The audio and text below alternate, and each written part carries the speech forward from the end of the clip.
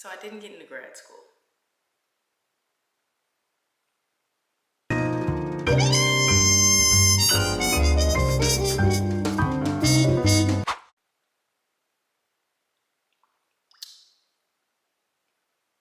water made a bloop sound. Yeah, now that y'all knew I was applying, not only did I not get in once, I not got in twice.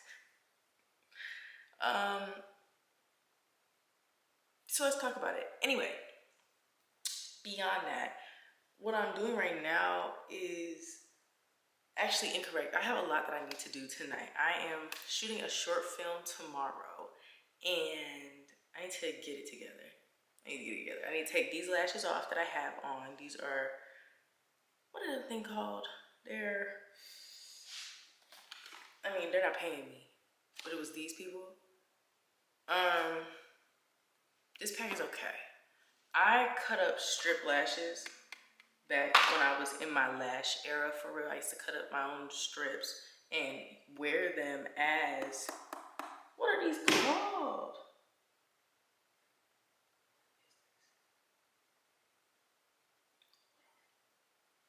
I would wear them as,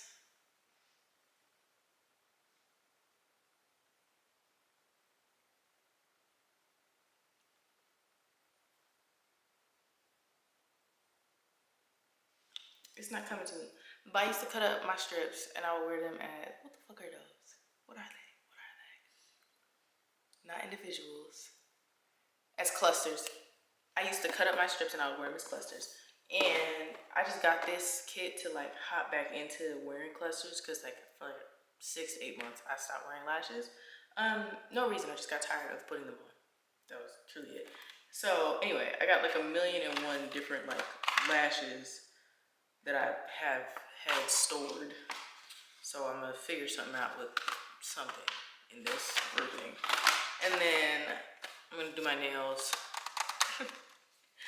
I tell y'all, like, I was not, this is all from my stash, mind you.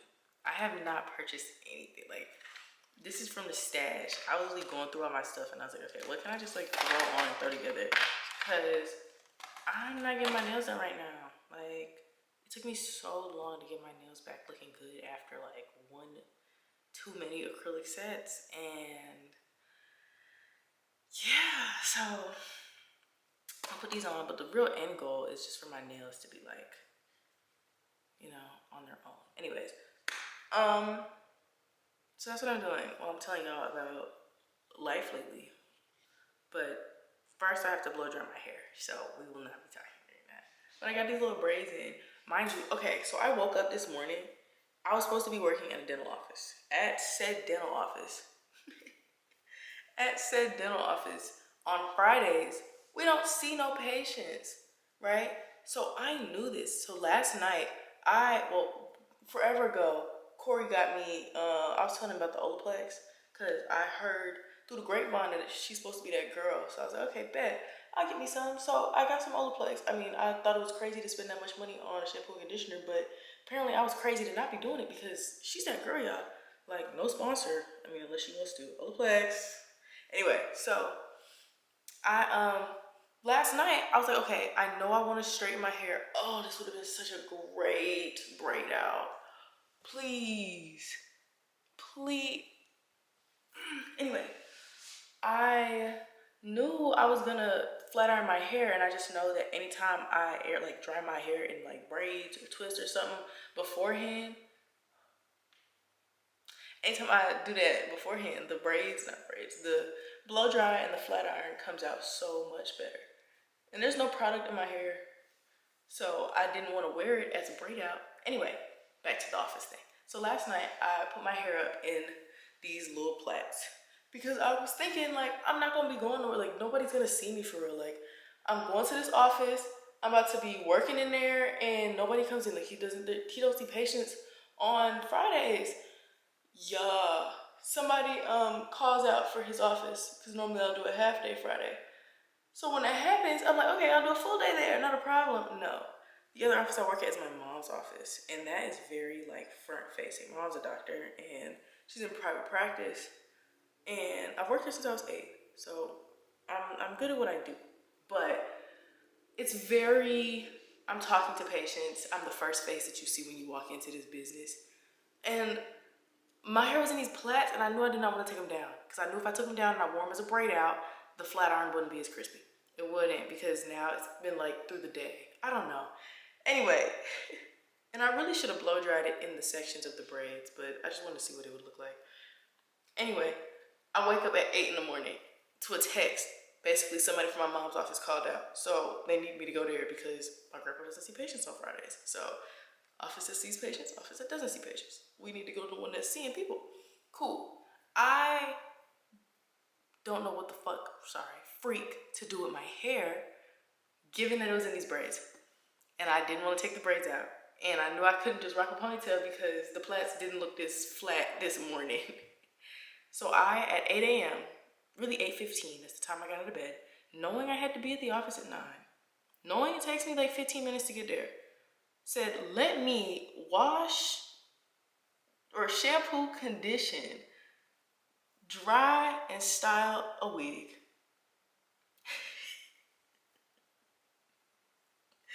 Yeah, I've never successfully done that before. So I don't know why at the crack of dawn my brain cells was like, yeah, that's what we're gonna do.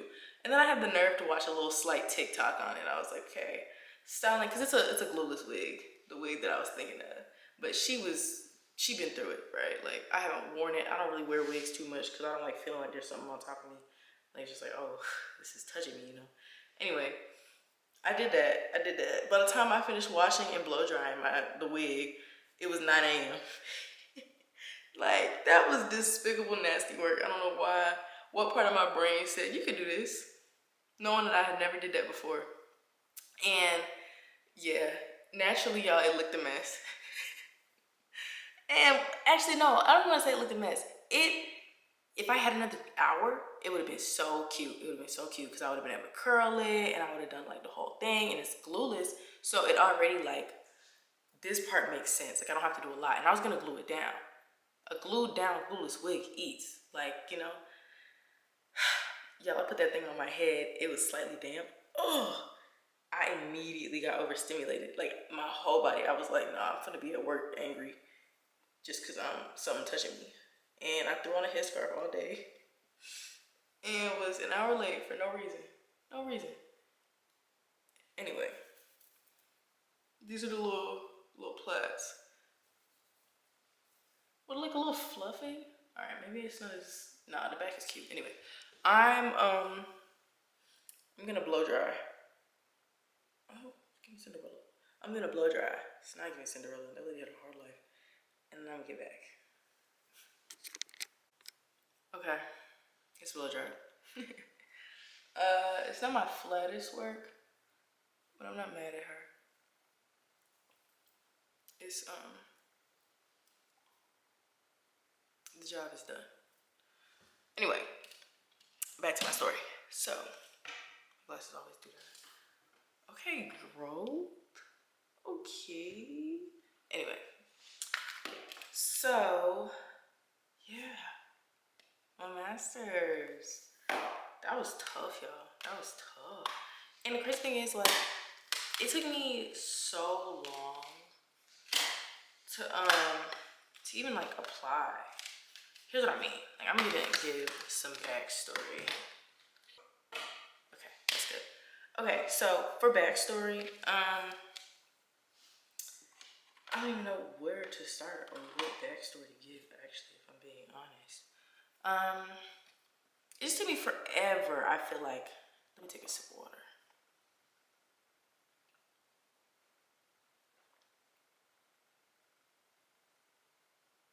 That was a couple sips. Stay hydrated, like, you feel me? But it took me forever to even apply. Oh yeah, y'all. I'm like yapping, but not yapping, cause this is upsetting me. Where is my? Oh, this is what I'm about to put in my hair. This is the Chi Silk Essentials. This is what I be using, and yeah, just a little, cause my hair, like, she holds a lot of product easily, and You do just a wee bit too much. Now my hair wanna look like a single scoop. Anyway, so yeah, no, it took me forever to even apply to the master's. I just the sitting down and writing of the essay. Mind you, I love writing essays. Essays are my jam. Like, I used to write essays for fun as a kid. I'm being so serious. And that's a crazy stat to have on myself, but a true one nonetheless. I used to literally, I would see a controversial topic and I would just be like, bro, I think I want to write about this. I think I want to actually research some facts to really give my paper something. Who am I submitting it to? My family. I would make them sit down and listen to the essays that I would write. And not just those, like poems, things like that. Like, I just was constantly doing stuff like that. Anyway, so come to the master's program, I'm like, okay, I finished undergrad and I worked for 2 years. I'm like, okay, I want a master's, right? Typical, just girl things. And I still do. I still very much so want the master's, or just a master's in general, right? And I want a PhD. But I think the issue I'm having now is like, in what?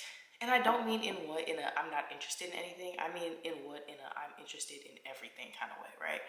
Like, my minor was political mass communications. I did not think I was gonna like politics going in. I only got the degree honestly because they offered me in-state tuition if I got it, and I wanted to leave my state. I was like, I want to go somewhere else. Loved it. Politics, that's spicy right there, right? So I had a great time with that. I don't think I would get a master's in it, but maybe. Who knows? Who knows? Anyway, but that's not like the point of this. The point is not to like chronicleize how I got here.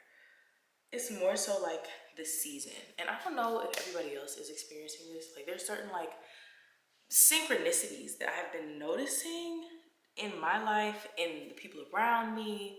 I hope I put enough of that stuff in here.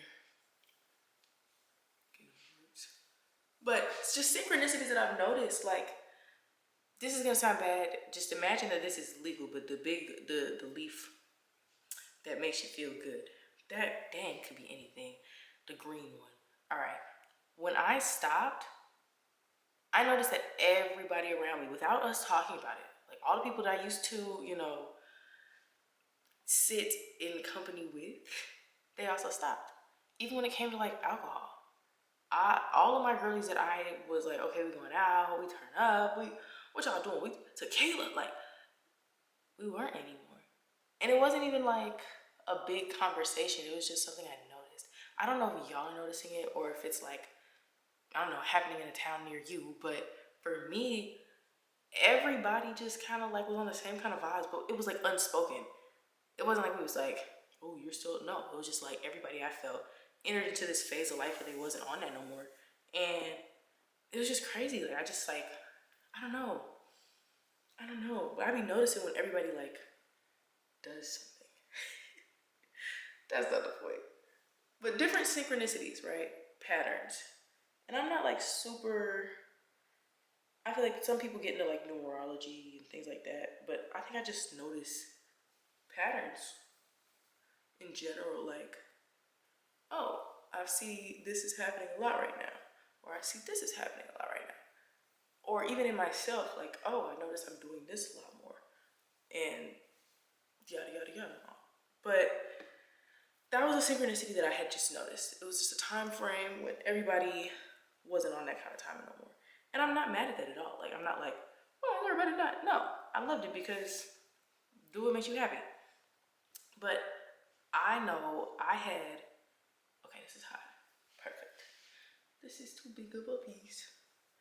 I know how in my life, like I've noticed, even with this whole grad school thing, right? And being told no, I feel like my feelings were hurt, but it didn't change the plan. Like, it didn't change, it did change the plan. Plan was in grad school. It hurt my feelings, but it didn't like knock me. Does that make sense? Like, it didn't knock me down. Like, I wasn't like, oh, what am I gonna do with my life? Like, I didn't feel that. I felt like, oh, okay, I guess I'm going a different direction. Ah.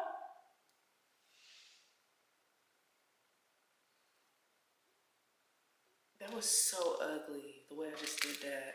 I don't have a comb in here, y'all. Oh, to the girls that chase their hair with a comb, how? How are you doing it? Do you have a secret third hand? How are you doing it?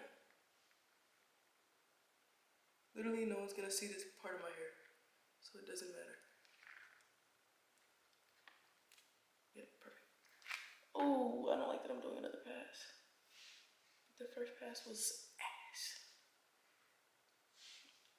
Leave me alone. The back, it's none of my concern. Body, but yeah, synchronicities that I had noticed, and I feel like in this season, right, sitting there like I didn't get knocked when they was like nah, and I felt it before it happened, like not in like some BS. I knew they wasn't gonna pick me, but in like a real. It's just like I don't even know how to describe it. Like I hope for the best, plan for the worst. It was like literally a maybe they will, right? And there are like many reasons that I think that, including my minor had nothing to do with the master's that I was trying to get. And the 2 years of work experience that I got had nothing to do with the master's that I was trying to get. But not too much on me, okay? I really thought that I loved that or would love that because I took a class in it in undergrad and thought, wow, this is incredible. But I guess I wasn't what they was looking for, and that's okay. Like, we move. But here's the thing. So, I feel almost like I was BSing. Here's why I say that. She cute. Them roots puffy. Dang. But I feel like I was BSing and lying to myself. Not lying to myself. I wasn't telling myself a lie. I just BSing. Here's why. When I graduated, like a week before I graduated from LSU, I had this just intense feeling that I was running out of time. And I couldn't figure it out because I'm like, bro, what am I running out of time for? Like, I'm literally graduating college. Like, if anything, I'm on the brink of doing everything. Like, this is when the things start happening. So how am I talking about some, like, it was just a feeling that I had internally that was like really loud. And I didn't say anything about it. Like, I wasn't telling people like, oh my gosh, you guys, I just feel like, no, I like had a blast, enjoyed my final year, but I just had this feeling that time was running out. And I didn't know why or what about. And one day it hit me, and I'm about to like really throw a curveball at y'all. I am. I'm about to curve the ball. It hit me that I was running out of time to be doing something other than what it was or what it is I'm supposed to be doing. Like, school made sense because yes, it's the right thing to do or a right thing to do. Not the, you could do anything as long as you're moving forward. But I feel like school gives you definitive markers of progress in a way that regular life doesn't. You know? Like for years we're kind of told like, okay, you do this and then you progress to this and then we give you this award. And you do this and you progress to this and we give you this award. And by the end of X, you'll have Y type stuff.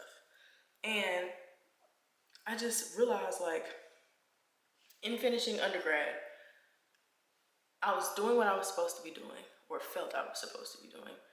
And it was coming to an end of the era of that being all that I needed to do. But I knew what I needed to be doing. Here's the curveball, because I just said I was gonna throw it at you. As a child, I used to act. It gave me like literally all of the personality, all of the way I act now was truly because they put baby me on the stage and I really did my big one every single time. Like, I was going up there and giving my all. And I loved it. Oh, I loved it as a child. Like, I encourage everybody to put their kids in a play, in a program, in a something. You need to have to the stakes. You need to feel it. And I did, right? And I loved it as a child. Like, loved it down. And then I went to, I just stopped. I just stopped one day. I went to middle school. It wasn't something that was like pushed by the school. It wasn't a whole thing anymore. And I was like, okay, I'm getting some other stuff. And I found my way out of it. And that was just kind of it for years. Like, it was something I used to do, something I used to love to do, but I didn't think much of it. Anyway, Pandemic starts years later, 2020. And I'm riding in the car with my parents and we're going past a Christmas tree lot. And it inspired the first film that I ever wrote. Like, I wrote a full film. Like, I was like, script. I mean, granted, it was trash. Not trash. Nothing that you make is trash as long as you're like, you can make trash things. It wasn't trash. But it was the first film I ever wrote. And it hit me like, I love this. And I'm good at it. It was almost like when you like find your pink Nintendo. It's almost like when you find an old toy you used to be obsessed with and you realize you still love it and it still works. I don't even know. I don't know. But like, I wrote my first screenplay and I was shook. I was like, first, this is great. This is excellent. Right? Somebody, like I'm screaming from the hilltops telling everybody about it. And it didn't stop there. Like, I wrote another and then I wrote another. And then suddenly I had a collection, a good bit of them. And I constantly am coming up with new ideas for new ones that I want to write and new things, right? Because like I said, I loved to write essays. And this is like, I don't know, it's writing. I like it. Anyway.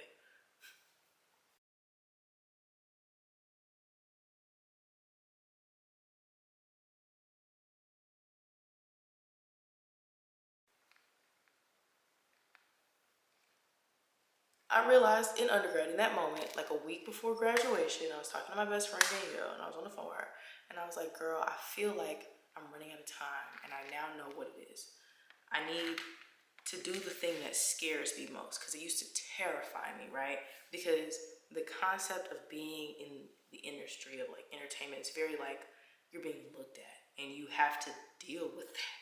And you have to be perceived. You have to put yourself out there to be perceived and give things, right? It's not like you do a task and they grade you on whether or not the task was good by the given guidelines. No, it's like you are the task.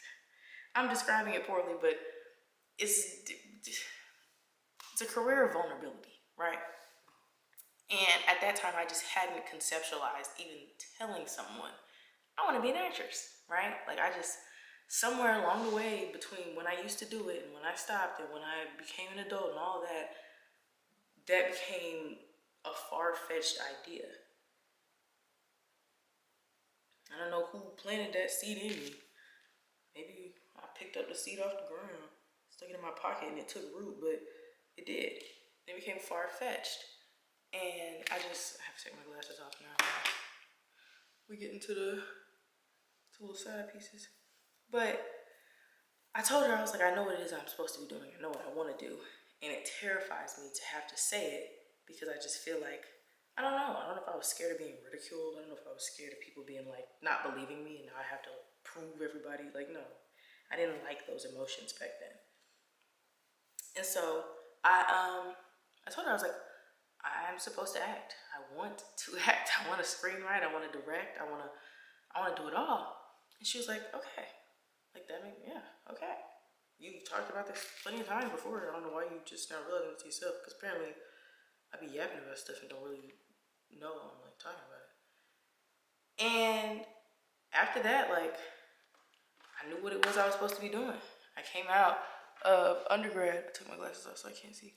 And I did that. I was able to, I don't know, dabble in it just a little bit. And truly dabble, because I wasn't out there for real. But I did enough. But yeah, so after that, I started acting. Just a little. But I still didn't know what I wanted to do. I didn't know. I was a legal assistant. Not a happy one. Upset at the world. Because I still hadn't like really locked in on my path of what it was that like makes me happy, you know? And so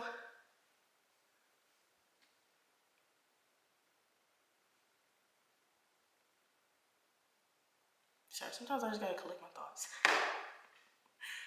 But yeah, no. So I started to act. What the fuck am I talking about? I'm just sitting here yapping.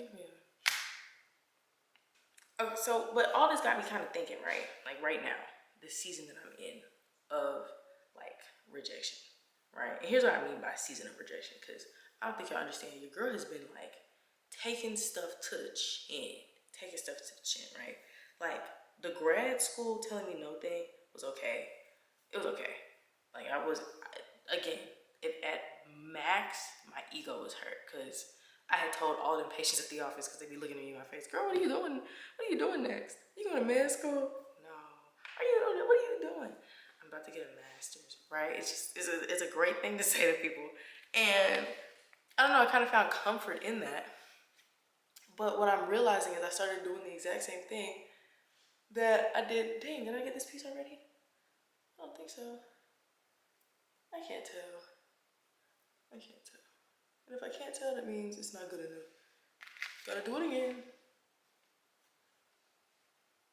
Anyway. So yeah, I knew what it was that I was supposed to be doing, right? And yet there I was fighting hard to get into a master's program. A master's program that I wasn't 100% sure that I wanted to do. Like, it sounded really nice. And I definitely still love and value education. I want to be wildly educated. I want to get a master's. I want to get a doctorate. I want to publish studies because they're just essays with a lot of information in them. But I realized that I was taking myself away from the course of what I should have been on, right? Because that's really what it is. I knew what it was I was supposed to be doing. I knew what I was called to do, what I felt compelled to do. And even if it's not, it's in that space. It has to be, because I keep ending up back there. And I keep looking at it like maybe I should be over there. And I keep thinking about it all the time. And it's just literally like a me thing. I'm in the way, right? And I thought I was past this because I worked really freaking hard on not caring. And I don't mean like not caring, but like the rejection sensitivity. I don't know if y'all have that, but I used to have that so bad, where like I was scared to do things that I thought people would reject me, or I'd get a negative reaction or anything like that, which obviously makes the career of being an actor or a writer, anything like that, dang near impossible. 90% of the gig is literally getting told, you're okay, you know, like it's being judged. That's what it is. Like, you have to physically put yourself out there to be judged all the time. I love that shit now. Not being judged, but not being afraid of the judgment if it means I can be better. And that took work. That did not come easy. I didn't just wake up one day and was like, oh, I get it now. No, I like took time to go out and get rejected. Oh, I was doing things that I knew people was gonna tell me no for. And they did. Every time. Look in my face, no. I'd be like, dang, that's real. I would have said the same thing.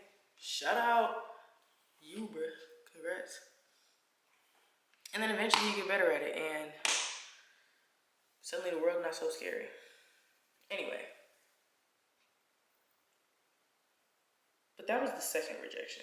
The first rejection that I got hurt in such a nasty, despicable way, and I'm going to tell you an insane story. I met this person. I'm not going to name them or anything about them. I don't want y'all to know who they are. I'm not bashing them. But they have like an agency. So if you're not familiar with like the world of acting, anyway, if you're not familiar with the industry, you can do it on your own. You can go out, you can find your own roles. Some roles are closed off, or some opportunities are closed off if you don't have somebody who knows somebody, right? And that somebody would be an agent or a manager. Your name's attached to like something else, right? So here's the thing. I meet like via the internet, right? When they do them little online things, I go to one of them little online, we're looking for new talent, and this is during like the new talent thing, right? Mind you, I'd been acting under a studio for like 8 months. I'd been with them. Excellent studio. Definitely shouting them out. LS Acting Studios, mess with them down. If you could take a class with Sean, that would be incredible because he's incredible. Shout out Lewis, Monique, Ten Toes, all of them people. Monique Williams, Sean Middlebrooks, get classes, get in there with them. They know what they're talking about. But Um, yeah, no, so I've been acting under and like through them for a while, and I like learned a lot because when I first wanted to take this seriously, the first thing I said is I need to actually be able to know something in a room. I don't want to just walk in a room full of people smiling like, hey you guys, when I was 6, I started to play, and this is really like, nah, bro. Like, do you know what you're doing? This is a craft. If I'm looking at Viola Davis, she knows what she's doing. Like she knows, like she studied it, right? And that's different. That's different. Like when you've studied it, even if you don't go to school for it, it's the practice of like knowing this is something I have to study. I love that. I love that the people that are far, they know what they're talking about. I'm like rambling and it sounds like I don't know what I'm talking about, but like I genuinely mean like the people that have, it doesn't matter. Anyway, you know what I'm saying. The so I meet this little casting person, right? And I meet them via Zoom meeting. And it's cool. It's cool. They're like, all right, we got your information. So then I see another similar thing. Submit yourself to us. We're doing, you know, new casting, new beefing up our roster. It's that season. I'm like, okay, bet. It's back in January. So I submit myself online to those people and they hit me back. And I'm like, okay, period. And like, we're reviewing your stuff. Can you send us this? I'm like, okay. I say a little typey for 2 weeks. 2 weeks. Mind you, I have my headshot attached to my email. Anytime you see an email from me, you see my picture. You see my face, right? Because it was a good headshot. I paid money for them. I'm posting this picture everywhere. Yeah. So I correspond with these people for like 2 weeks, and they offer me. They're like, we want to offer you a full and exclusive across the board contract with our agency. And I'm like, bet. I wrote that down. Like I planned out my 2025, wrote it down, broke it into quarters, knew what I was doing in each quarter of the year. And I didn't have this plan until the third quarter. I really didn't. I'm cute to be with you. Did not have a plan until the third quarter. So when they hit me up on that and they're like, yeah, that's what we want from you, that's what we want from you. I'm like, bro, say less. We can hop. She's like, or they was like, you want to hop in a meeting on this day at this time so we can just get the contract. I'll send everything over to you. I'm like, wow, look at this. Mind you, in that same week, I applied to grad school. I finally locked in, got all my recommendations, asked all the people. Mind you, I've been out of school 2 years, so like, I was like, wow, the timing. I was literally floating. Like I was like, okay, period. But like also, it was like this energy of this doesn't move me, right? Like no matter how excited I want to be about this and how, oh my gosh, everything is working out, it doesn't move me. I'm still here. And I felt that the whole time, and I thought like I should probably be like more lit about all of these great things happening. Not to say that I wasn't excited, but it didn't move me in like not a bad way, just in a very peaceful, grounded way. Like you can get good news, you can get bad news. You still need to be, you still need to be like here, you know? And I don't know how to explain that. I don't know if that's even, I don't know. So anyway, I get to the meeting. I do my hair, I'm doing all this stuff. I'm like, wow, like I take selfies. You probably like, girl, everybody takes selfies, but I'm saying like I was really feeling myself. I was excited. I get in the meeting with the agency. And they read me the contract. They talk to me over Zoom. This is the second time we've met in person. Not in person, but via video chat. We chop it up. They're like, all right, it's great. I'm very excited to bring you on. Whole nine. The phone call ends. 2 minutes later. Like, not even long enough for me to sit there and, like, really smile at the fact that I am getting signed to an agency and they finna do all this stuff and all this great stuff's gonna happen and, you know, have my moment. I get a call from them. And I'm like, why are they calling me? Interesting. They go, I'm so sorry. We had the wrong Gabrielle. Yeah. This is why you can't be moved. They said, we had the wrong Gabrielle. I said, okay. And I'm like, they're like, I just looked at your file right after we hung up, and we don't even know you for real. Like, I'm so sorry. We should have never even did all this. Again, I'm so sorry. We had the wrong Gabrielle, but we would love to meet you. We would love to sit down and have a conversation and meet you and see what you're talking about. And I'm like, okay, all right. The call ends. And now, like, the energy is interesting again. I'm just sitting there and I'm like, okay, what does that mean? You know, like, what does all of this mean? How do I feel about everything? And I don't know. They hit me up again and they're like, we'd love to meet with you. Are you available? Or when can we talk with you? But I don't know. It just kind of felt wrong now. Not wrong now, but it was wrong. And I was like, oh, it's not my opportunity. It's not my opportunity. It's okay. Everything, if it's not for me, then it's not going to be for me. But yeah, they had the wrong Gabrielle. Congratulations to her. I hope she is winning and is successful and that we meet one day and smile at each other and be like, oh my gosh, girl, we made it. But yeah, that's what I mean by like synchronicity. Because I don't know, these were two things that I wanted really bad that I was like trying to will into existence. But the timing just kind of wasn't there. But it's not like rocking me. And I feel like I'm saying that, like, y'all probably don't get it. Like, I used to get rocked. Like, I used to, like, feel like, dang, life. Oh, can't believe this has happened to me, bro. Why? I don't really feel that way. Like, instead, I just feel like, if it was for me, it'd be mine.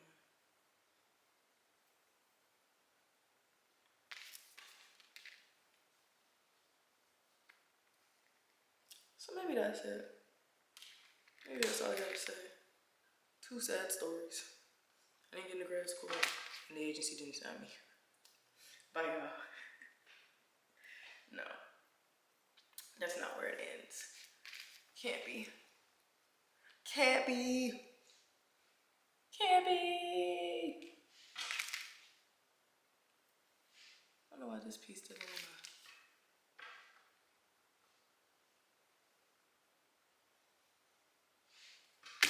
All right, I need to actually hurry up. I'm gonna call y'all, not call y'all back. I'm gonna pull this back up when it's time to do my lashes. Okay, I'm like on the final few parts. But anyway, yeah, so I'm prepping for this short film. Look at this girl. Why is it showing out like that? Like, okay, I wasn't even trying to do all that. I was trying to do a little swoop, as y'all will see. I really want it to look more like this side, but for some reason, I keep curling it harder over there. Can I please get it together? There we go. Side to be like that side. Let me lock in.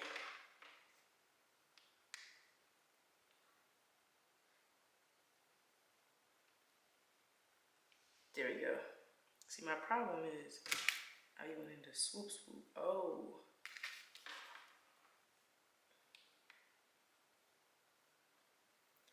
I be trying so hard to get rid of this middle part. I want y'all to know that. And it don't want to go nowhere. That thing has been in my head since elementary school. Oh, there's a bump. I don't want to go another pass. No, it didn't fix it, but oh.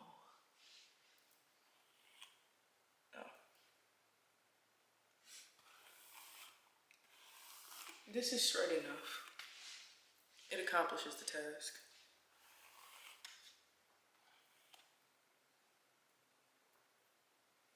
But anyway, yeah, but I don't know, y'all. I feel like I've been dealing with rejection lately, like, and not in like the interpersonal, why doesn't he like me? No, I feel like I dealt with that. That was kind of what high school was about. That sounded bad, but I mean like the growing up process and dealing with like, you know, I don't want to say finding yourself. I feel like we just rediscover who we've been the entire time, and that's how I felt. But I think this has been like the process of learning what it is that you want and how you want to attack it. And I'm constantly faced with this idea that I wish things were easier if I just like knew, right? And I think everybody feels that way. And I'm not meaning like if I just knew how it was all gonna work out in the end. No, I like this space for what it is, right? I'll never be like in my 20s and uncertain again. I might be uncertain, but I won't be in my 20s and uncertain. But like some people know their entire life they want to go to med school. And I'm not saying it's an easier process. I mean, the hard is different, because like the part that you're thinking about now is like how to accomplish that. And I feel like because there's so many things that I want to do, so many passions that I have, while I love the fact that I will never be bored and I will always find something to do, and I'm always looking in new spaces and I excel everywhere I'm at. And it's not even like I'm not even gonna try to humble that statement. I genuinely do. I'm great at a plethora of things. And other things that I'm not good at, I just ain't trying hard enough, right? Like that's it. But I don't know, like I wanna do it all. And I don't know how to make that happen. I don't know. It's like an executive dysfunction, but like life. I don't know. But as somebody who is dealing with rejection, if I had to tell somebody how to deal with rejection, like what is it? What are my takeaways? What have I garnered from this? Number one, do your hair.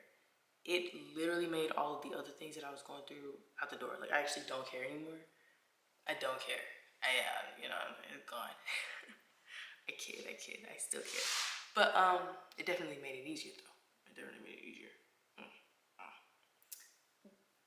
No, but first I think understand like what is ego. And I don't mean it like you gotta get rid of your ego. No, I think all of you is important. I think that understanding, can it stop you? Can it hinder you? Will it make you not want to be better and do better and keep moving forward? Because I'll say the difference between this rejection that I've been like dealing with, like kind of back to back, and different things that I really thought that I wanted, thought that were going to be for me, that weren't for me, I realized they didn't stop my momentum forward. And I think that that's what I've learned about rejection now, is that it cannot stop you from moving forward. Like, okay, I might not be moving forward this way, but I'm still moving forward. Like, basketball, when they be doing that little, that's me. Like, that's it. Ball up top. But I think that might be it. I think that might be like the sentiment of it all. At the end of the day, yeah, they might have said no, but I say yes. And I'm going to find another way. I'm going to figure something out. I have to. It's the only way. But I think that is the way I'm dealing with things now, is that it didn't stop nothing. This just wasn't the way to do what it was that I'm going to do. And I'm going to look back at all of this and be like, wow, what a crazy turn of events. But I'm almost grateful for all of it. Like, when I don't know, I'm grateful for the anxieties that I felt, because they made me so uncomfortable that I had to become something else. And that something else was better, right? Like if in undergrad, when I was graduating, if I never had that feeling of like running out of time, if I never felt that, if I was comfortable in what I was doing and just was like, you know what, I'm comfortable in this, I wouldn't be here in this space to feel this kind of bad. But that's good that I'm in this space feeling this kind of bad, because this is, it's what I wanted. And not like a weird, like I wanted it to hurt, but like I wanted this, and this is a part of what I wanted. It's a part of it, right? But if I had never felt that intense, like, all right, I know what it is that I need to be doing, it would not have pushed me to tell people and to stand on it, because the fear of disappointing myself was infinitely bigger than the fear of somebody else not liking what I was doing. Like, I was just like, I cannot do that. I can't live for nobody else, like, in that regard. And I don't know, that feeling that I had that I need to stop lollygagging. Like, I gotta do other things while I talk. The feeling, all of this actually has to go back. Had I not experienced that, like, super intense, nah, if you don't change up what you're doing, you're not gonna ever do it feeling, it wouldn't have pushed me to be uncomfortable. I became okay being uncomfortable. And then I sat in them acting classes. Actually, when I came out, I modeled more than I acted, and I wanted to act more, but we moved. But I sat in them acting classes, and I was uncomfortable. I was uncomfortable in ways that I've not been uncomfortable before. Like, I was actively putting myself in positions to be judged, and I was paying money for people to do it. Like, I ain't never did nothing like that before, and I loved it. I loved the feedback. I loved the I don't know. It was peaceful. It's peaceful there, and I feel like I'm searching for that peace. When I write, it's peaceful. When I direct, it's peaceful. When I act, it's peaceful. That's the only way I can describe it. And I can be doing the most gut wrenching. I'm screaming. I'm crying. I'm throwing up, sliding on the wall, and it's peaceful. And I'm like, whoa, because they're like not my emotions. Like, they're not my thoughts. I feel like my thoughts I think about so much, and I think some more about them. And then I think about the thoughts that I used to have, and I think about the thoughts that I'm having now, and I think about their relationship to each other. Like, you know, it's a lot. But I don't know, when you act, I don't have to do all that because it's written. And either I wrote it or somebody did. I just have to be in it. There's a hair on my nose. But yeah, so anyways, I think that could be it when it comes to rejection, you know? Like, the way one handles it is to look at it as literally, I know they'd be like, rejection is redirection. That's cute. I think rejection shows you how much you really want it. Like, does it stop you?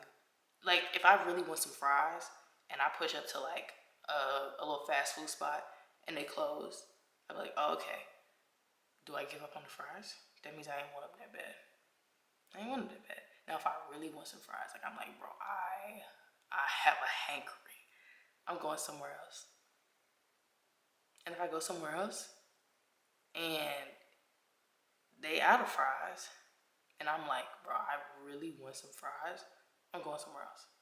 Now, this is egregious. I might be on my third spot, but I'm gonna get those fries. And I'm gonna drive past the place that has the fries that I don't like, because just because I really, really want fries, I'm not getting their fries. No, I don't want the nasty version of the thing that I really, really want. I want what I really want.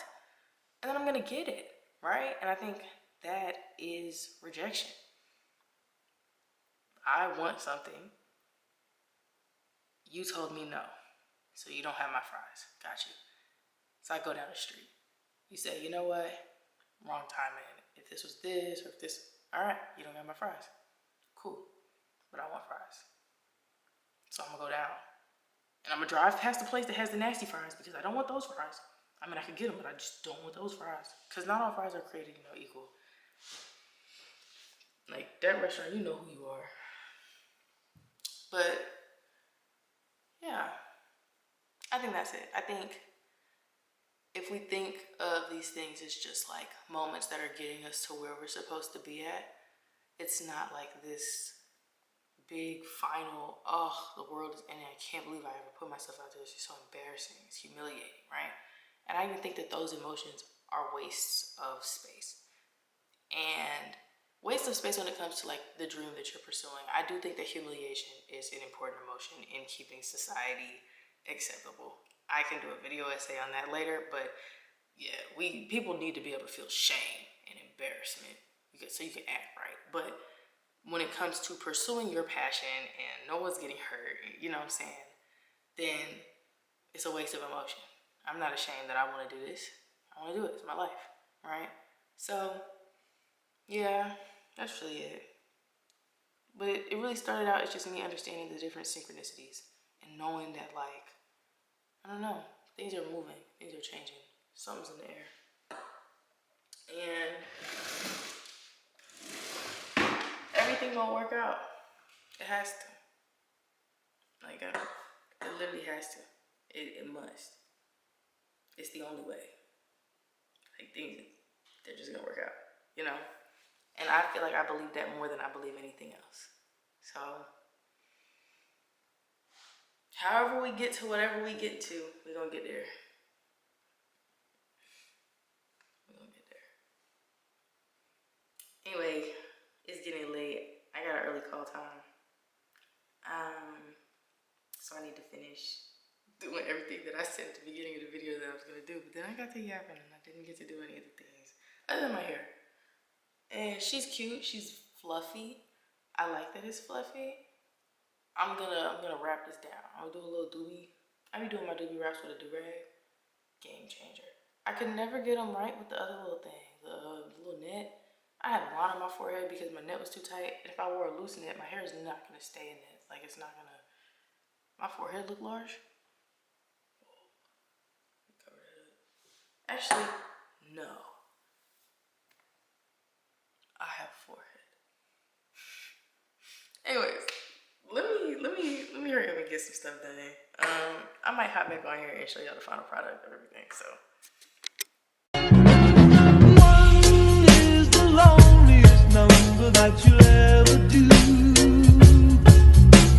Two can be as bad as one. It's the loneliest number since the